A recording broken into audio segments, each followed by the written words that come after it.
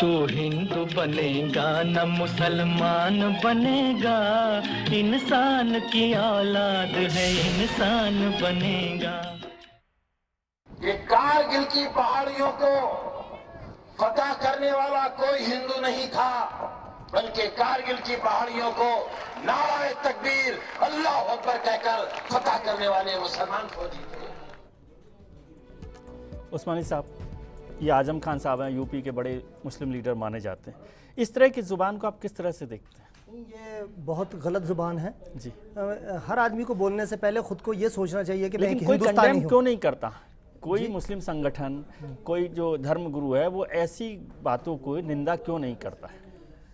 Sir, निंदा करने के लिए खड़ा क्यों नहीं होता उनके खिलाफ कि आजम खान साहब आप गलत बोल रहे हैं? क्योंकि उससे पूरे मुसलमानों की इमेज खराब होती है, पूरे हिंदुओं की इमेज खराब होती है। जो भी लोग बोल रहे हैं, बाबा रामदेव जो बोल रहे हैं, यदि उनको हिंदुओं का रिप्रेजेंटेटिव मानेंगे तो सबकी इमेज खराब होगी। नहीं, ऐसा इनका ये मानना होता है कि ये अगर इस तरह बोलेंगे तो ये मुसलमानों को खुश कर देंगे, ऐसी विचारधारा इनकी होती है। बिल्कुल। और बेसिकली आज का जो नागरिक है वो इतना पढ़ा लिखा हो चुका कि उसकी अवेयरनेस को देखते हुए ये नहीं कह सकते कि वो किसी एक पार्ट की तरफ बढ़ जाएगा।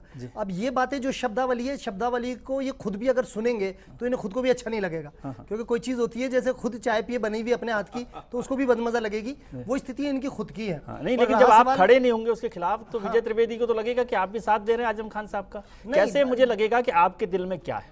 नहीं, मैं खुल के इस बात को कहूंगा कि इस प्रकार की भाषा का उपयोग कतई नहीं होना चाहिए कि किसी विश्व जहरीली जुबान ना हो। हाँ, जहरीली जुबान के ऊपर हम इस प्रकार की भाषा का इस्तेमाल करें जिससे हम अपने आप को एक पार्ट में बांट दें। ये जो अपने आप को एक पार्ट में बांटना है, ये भी तो हम अपने आप को एक नीति से अलग हटा रहे हैं। ये भी हमारे लिए गलत है। हम जब देश के नागरिक हैं, हमारी फौज एक है, फौज के अंदर सभी धर्म के लोग हैं, सब लोग ईमानदारी से लड़ रहे हैं। हम ये कह सकते हैं कि हम हिंदू मुस्लिमों ने मिलकर अपने देश को आज़ाद कराया या हिंदू मुस्लिम मिलकर कारगिल को जितवाया। ये भी एक बहुत अच्छी भाषा है। तो फादर, क्या रास्ता आपको दिखता है? क्योंकि मुझे लग रहा है धर्म ग्रंथ जितने हैं वो उनसे काम चल नहीं रहा। इसलिए नहीं चल रहा है क्योंकि लोग केवल स्वार्थी हैं।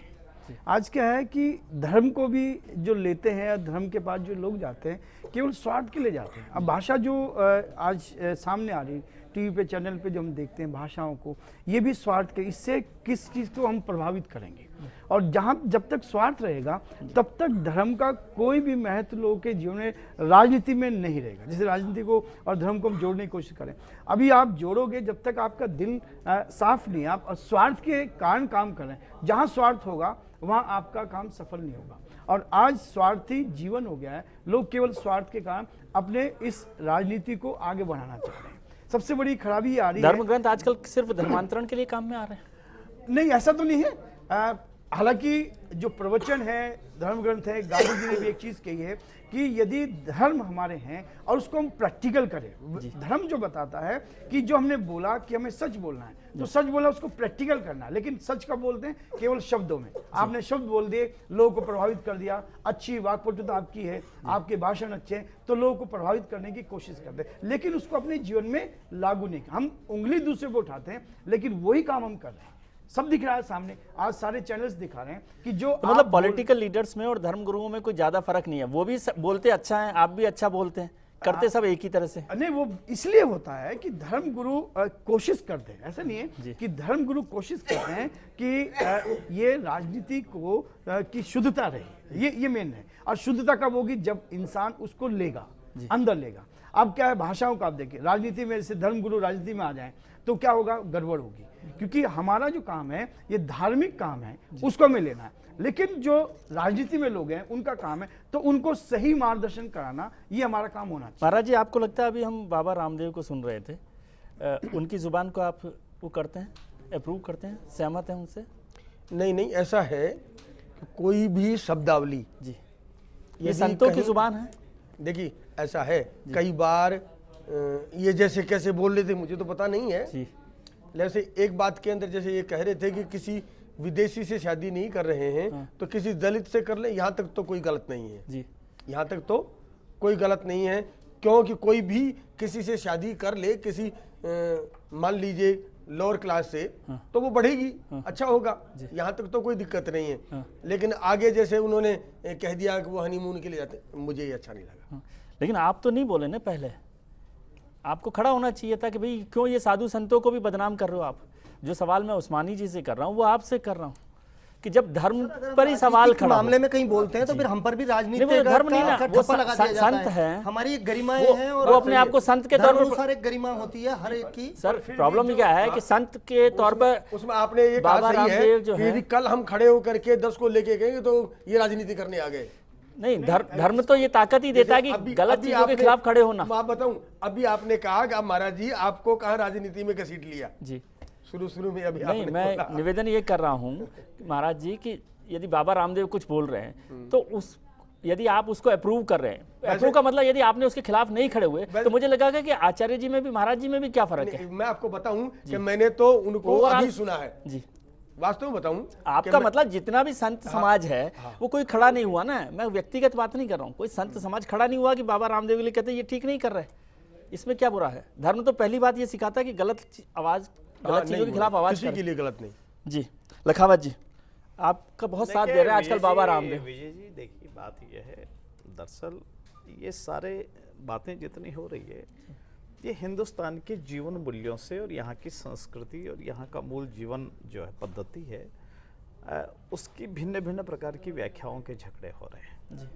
मेरा कहना है कि आदि अनादि काल से ये देश अपने विचार के लिए, अपने जीवन पद्धति के लिए, आंतरिक लोकतंत्र के लिए विख्यात रहा है। ऐसा नहीं हमारे यहाँ राजशाही भी कभी रही होगी तो उनके भी आंतरिक लोकतंत्र तो रहा होगा जी, उसमें धर्मगुरु भी यदि कहीं पर निर्देश देते रहे होंगे तो उन्होंने भी लोकतांत्रिक व्यवस्था को पुष्ट किया। कहीं भी उन्होंने एकाधिकार की बात नहीं कही और ये नहीं कहा, किसी संत महात्मा ने किसी धर्म ग्रंथ में नहीं लिखा है कि एक आदमी ने जो बात कह दी वही सच होगी, बाकी सब लोगों का उसमें नहीं होगा। सब धर्म ग्रंथों में अपने अपने प्रकार से उनको व्याख्या की। मेरा इतना सा कहना है कि कुल मिलाकर इस देश में राजनीतिक क्षेत्र के लोगों ने धर्म को अपने अपने स्वार्थ के हिसाब से उपयोग करना शुरू कर दिया। जी, उन्होंने ये कहना, मेरी बात सुनिए, आप कुछ भी कहिए ना, मेरा एक दूसरा कहना है। सवाल केवल इतना है कि आया इस हिंदुस्तान की जीवन पद्धति और देश के साथ और देश के मूल्यों के साथ जुड़ने वाले जितने विषय हैं वो वे कर जाते हैं, उनको बल मिल जाता है।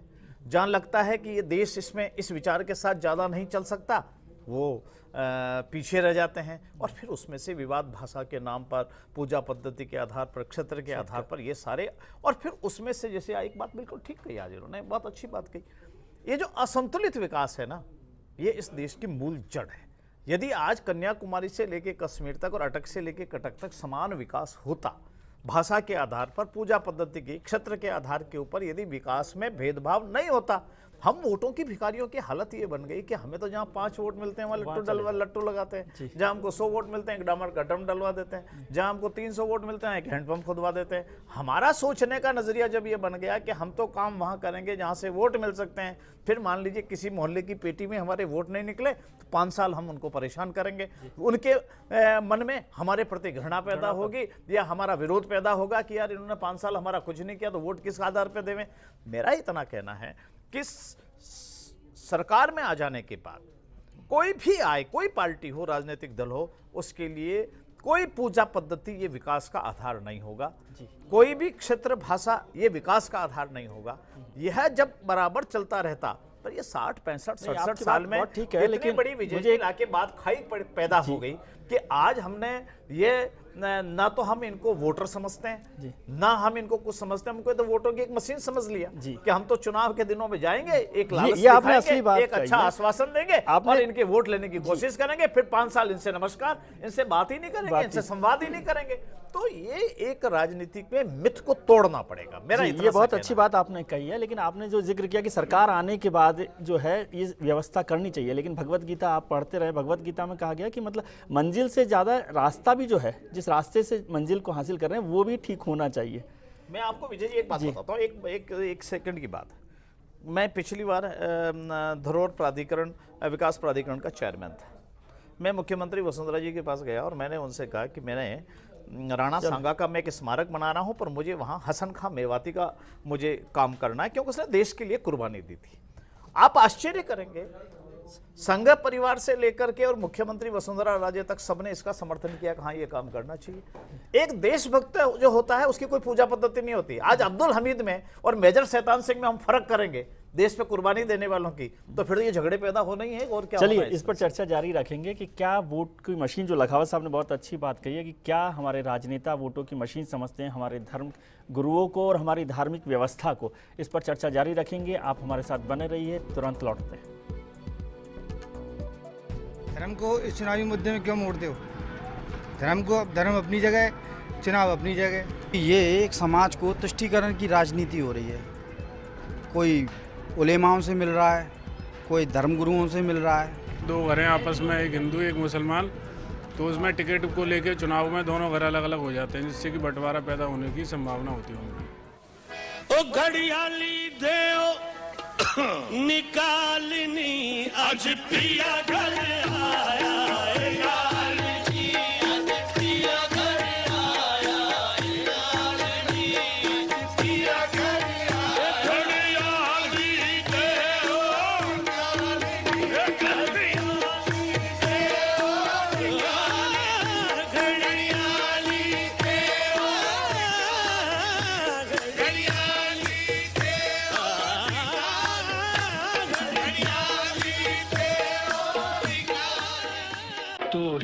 बनेगा न मुसलमान बनेगा, इंसान की औलाद है इंसान बनेगा।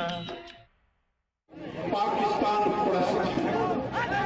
वही लोग नरेंद्र मोदी को रोकना चाहते हैं, जो लोग नहीं चाहते कि पाकिस्तान भारत के सामने घुटने टेके, वो वही लोग हैं जिनका मक्का मदीना पाकिस्तान है, राजनीतिक मक्का मदीना पाकिस्तान।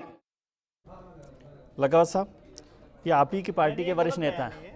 पार्टी ने ऊपर से नीचे तक और माननीय नरेंद्र भाई ने सबने इसकी निंदा की है, तो इसका कोई समर्थन नहीं कर सकता।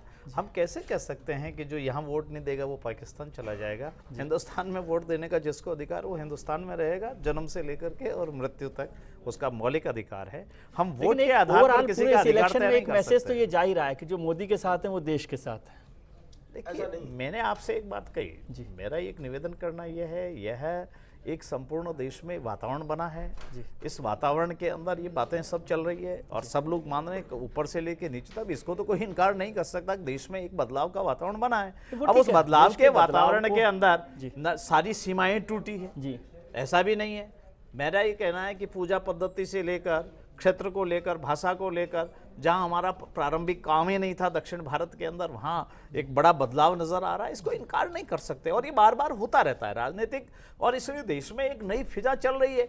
अब उस फिजा के आधार के ऊपर अतिरेक में आकर कोई ये कहे कि तुम हमको अगर वोट नहीं दोगे तो तुम्हारा स्थान पाकिस्तान होना चाहिए, और हमको वोट दोगे तो तुम हिंदुस्तान में रहने के लायक नहीं, तुम्हें जेल में रहना चाहिए, फिर भी तुम स्वर्ग में रहोगे, मैं इसके पक्षधर नहीं हूं ना, मेरी पार्टी भी। मैं आपको इसको मुबारकबाद देता हूं कि आप इस तरह से साफ बयान नहीं कर रहे। उस्मानी साहब, बार बार कहा जाता है भारतीय जनता पार्टी की तरफ से भी और दलों से भी कि कांग्रेस और जो दूसरे दल हैं वो अल्पसंख्यकों के तुष्टीकरण की, अपीजमेंट की बात करती हैं, है ना। आप कहेंगे कि हम इसका विरोध करते हैं, लेकिन हकीकत यह है कि जितने धर्मगुरु हैं या जितने संगठन हैं माइनॉरिटी के, वो चाहते हैं कि उनका अपीजमेंट किया जाए। देखिए, जो एक बात कहती है कांग्रेस के, वो अल्पसंख्यकों को ये दे रही है या जो भी दे रही है, सबसे बड़ी बात तो ये है कि वो एक धोखा है। हम एक्चुअली क्या है कि बहुत छोटी सूक्ष्म दृष्टि से सोचते हैं।